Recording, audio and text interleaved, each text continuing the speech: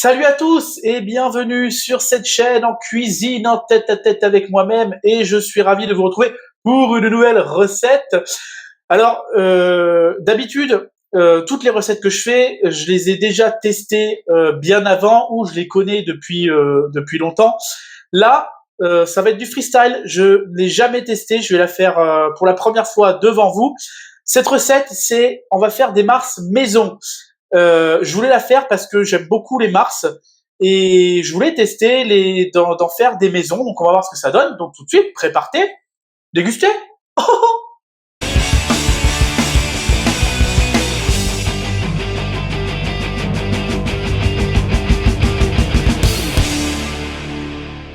Pour cette recette de Mars, on aura besoin de 250 g de chocolat au lait, de couverture, de 360 g de sucre, de 80 g de beurre, d'une pincée de sel, 10 centilitres d'eau, une demi-cuillère à café de miel, 212 g de sirop de glucose, un blanc d'œuf, 30 g de cacao en poudre et 20 centilitres de crème liquide. Alors là, je vous ai donné les pesées en tout, toutes les pesées qu'il faut. Bien sûr, il y a des pesées qu'il faudra diviser, comme par exemple le sucre ou le sirop de glucose.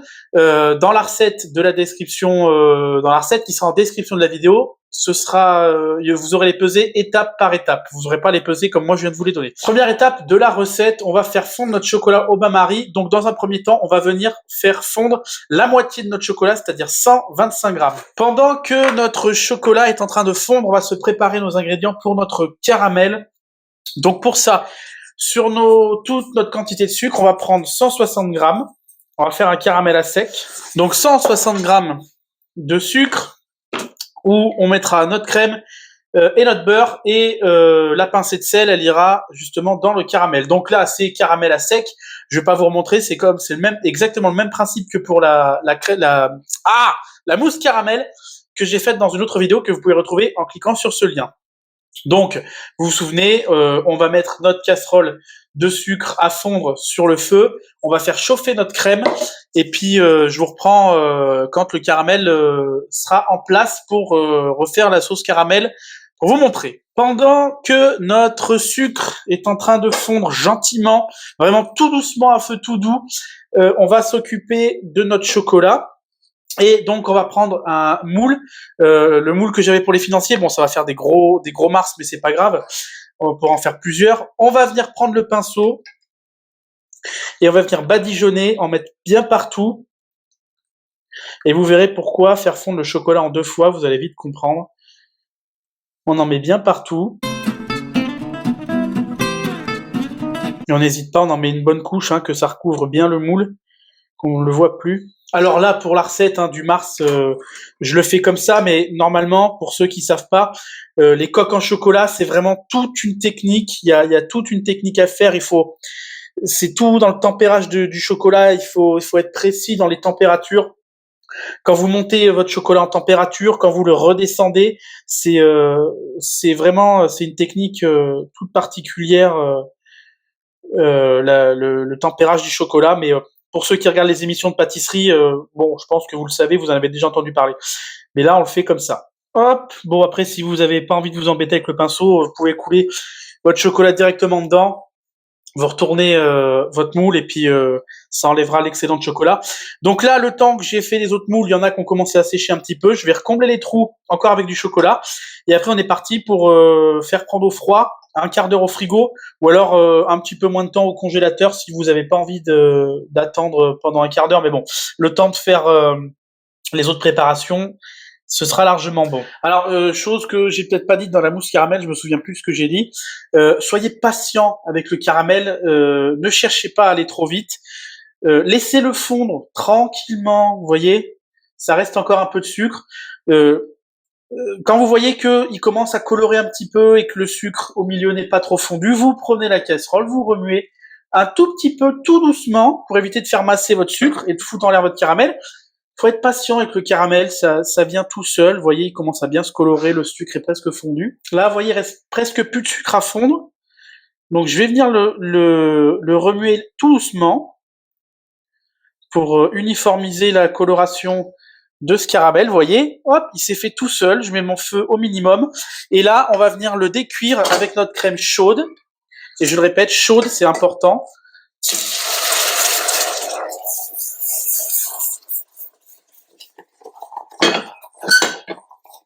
Parce que si vous mettez votre crème, ça j'ai dû le dire dans la mousse caramel, je pense, si vous mettez votre crème à froid, ça va choquer, ça va faire un choc thermique au niveau du caramel, il va durcir et ça va mettre des plombes à faire refondre le caramel.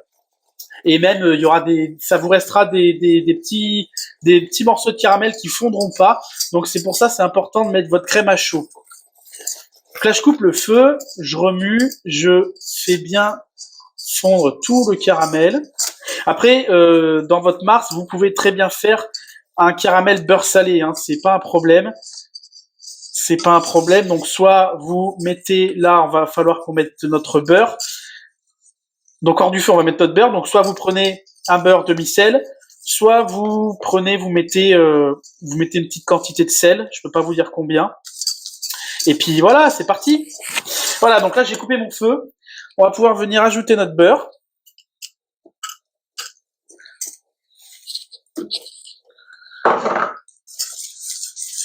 Et une fois que notre beurre est bien fondu, on va laisser la casserole de caramel de côté et on va le laisser redescendre en température. Pendant que notre caramel est en train de descendre en température, on va faire chauffer l'autre moitié de chocolat pour refaire, vous allez voir, encore une deuxième couche de notre coque, entre guillemets, en chocolat pour le Mars. Alors là, mon chocolat est fondu, donc on va répéter l'opération, remettre une deuxième couche de chocolat. Et là, on ne laisse pas de trou, on fait une coque bien épaisse pour pas, en démoulant, que ça casse, ou que ça fasse un truc vraiment trop fin. Et on remettra donc soit au frigo encore pour un quart d'heure, soit au congèle pour que ça aille plus vite.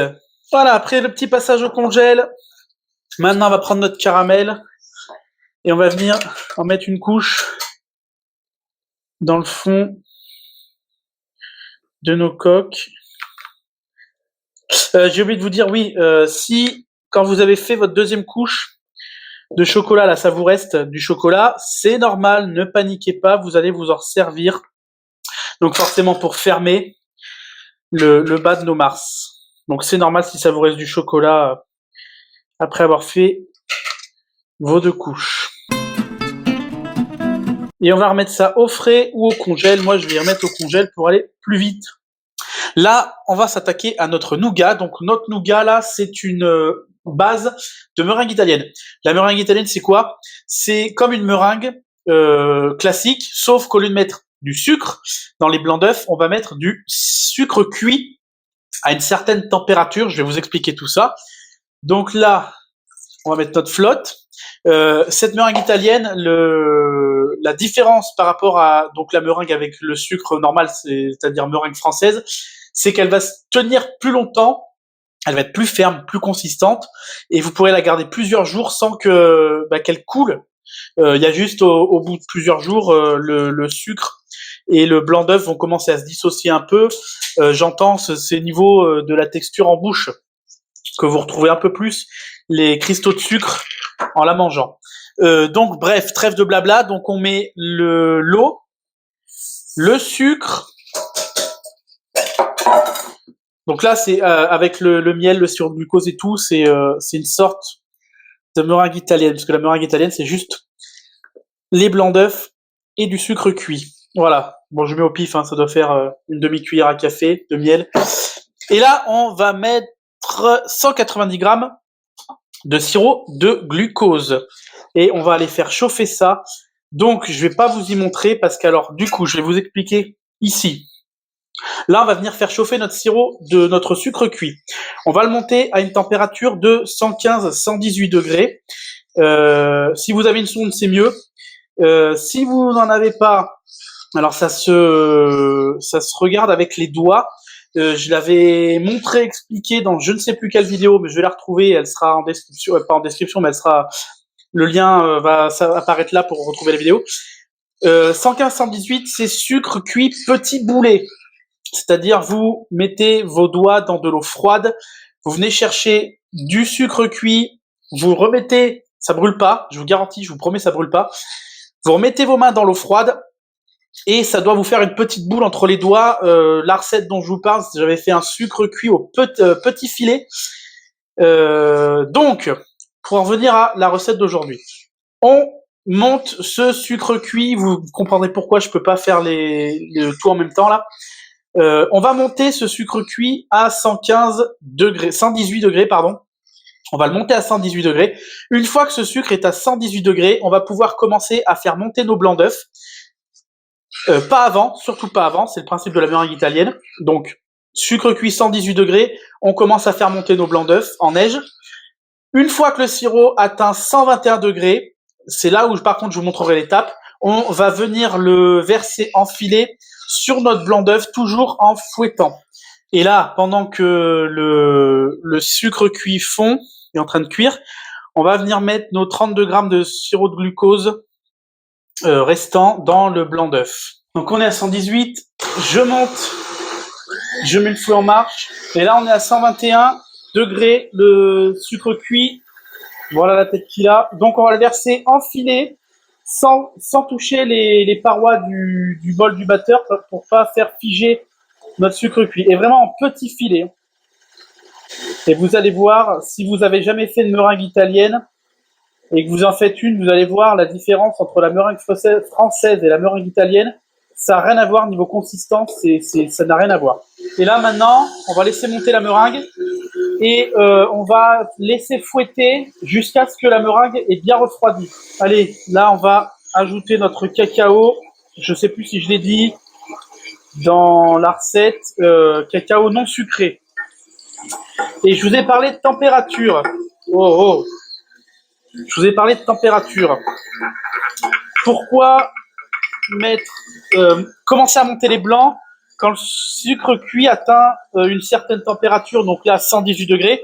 Tout simplement, c'est question de consistance de votre meringue. Parce que si vous montez vos blancs trop tôt, votre meringue elle sera grainée parce que vous aurez monté vos blancs trop tôt. Et si vous montez vos blancs trop tard, c'est pareil, la meringue aura une mauvaise consistance. Donc voilà pourquoi 118 degrés, c'est la bonne température pour commencer à monter vos blancs. Et alors, là où je disais que c'est pas vraiment une meringue italienne, c'est parce qu'on a le sirop de glucose. Parce qu'une meringue italienne, il n'y a pas de sirop de glucose, c'est juste de l'eau et du sucre et des blancs d'œufs.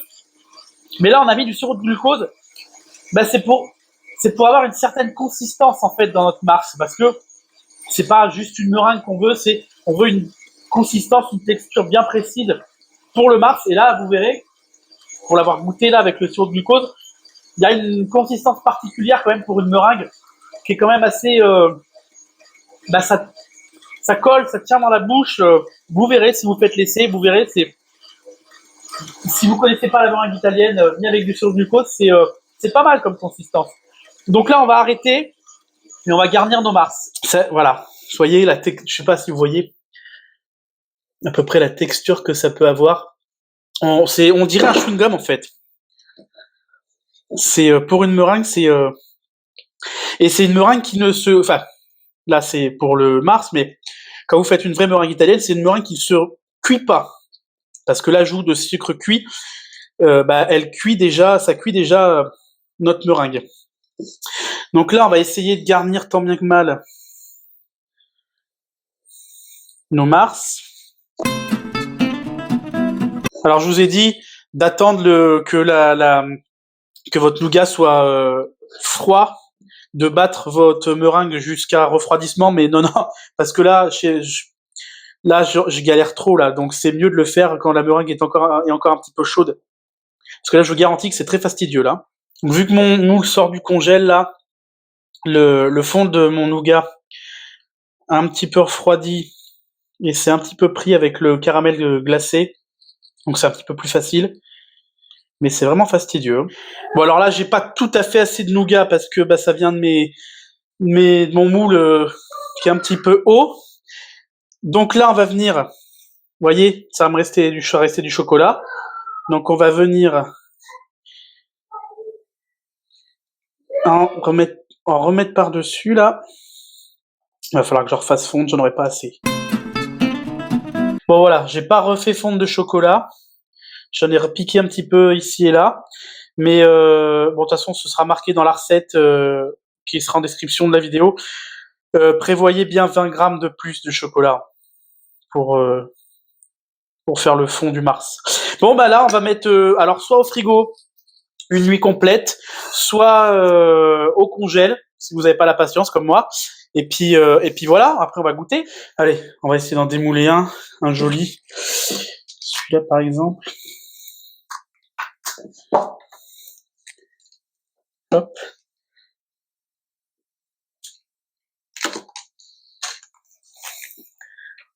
Eh ben, c'est pas mal tout ça. Bon alors, si ça vous reste du chocolat, moi là je vais pas le faire parce que je vais pas refaire fondre du chocolat juste pour ça. Vous pouvez refaire fondre du chocolat si vous voulez. Bon, je vais le retravailler un petit peu là. Vous pouvez refaire fondre un peu de chocolat. Vous en mettez sur le dessus là pour faire, vous savez, des petites vagues comme on trouve sur les vrais Mars. Là, je vais retravailler un petit peu. On va le faire avec la râpe pour qu'il soit bien net. Hop. Allez, je vais remettre les autocongèles et puis on va goûter ça. Mais avant, voilà. Pour mon Mars, enfin mes Mars maison, voilà. Et on va goûter. Bon. Le nougat est vachement... Mais c'est pas mauvais. C'est pas mauvais, on a bien le caramel. On a l'impression de mâcher un peu un chewing-gum quand même avec le nougat. Mais c'est pas mauvais. J'espère, comme d'habitude, que cette vidéo et cette recette vous auront plu, que vous la réessayerez, surtout si vous aimez les Mars. Pensez à bien vous abonner et activer la cloche pour recevoir une notification dès qu'une nouvelle vidéo sort. À bien liker, commenter et partager la vidéo. Je le rappelle, vous le savez, si jamais, quand vous refaites, les recettes de mes vidéos, et ben si vous avez envie de les partager avec nous, les photos du résultat final, et ben envoyez-nous cette photo à l'adresse mail de la chaîne qui est en description de la vidéo comme d'habitude. Je me ferai un plaisir d'incruster les photos dans les vidéos, ce sera vraiment un grand plaisir. Suivez-nous bien aussi sur les mandarins d'Uriel, le Facebook, l'Instagram, le site internet et la chaîne YouTube. Comme d'habitude, tout ça est en description de la vidéo, tous les liens. Pensez aussi à aller faire un tour sur la boutique de Mélicéa Création, vous retrouvez tous ces bijoux, allez passer commande. Je voulais encore une fois vous remercier de votre fidélité et de vos jolis commentaires, merci beaucoup. Vraiment du fond du cœur, ça fait super plaisir, c'est toujours un bonheur de lire vos commentaires, donc merci et merci une fois de plus d'être toujours plus nombreux sur la chaîne. La chaîne commence à grandir et c'est grâce à vous et vous me donnez envie de continuer de faire ces vidéos et de faire prospérer la chaîne, donc vraiment merci beaucoup à vous, merci. Et quant à moi, je vous dis à bientôt pour une prochaine vidéo recette, prenez soin de vous et tous en cuisine, salut!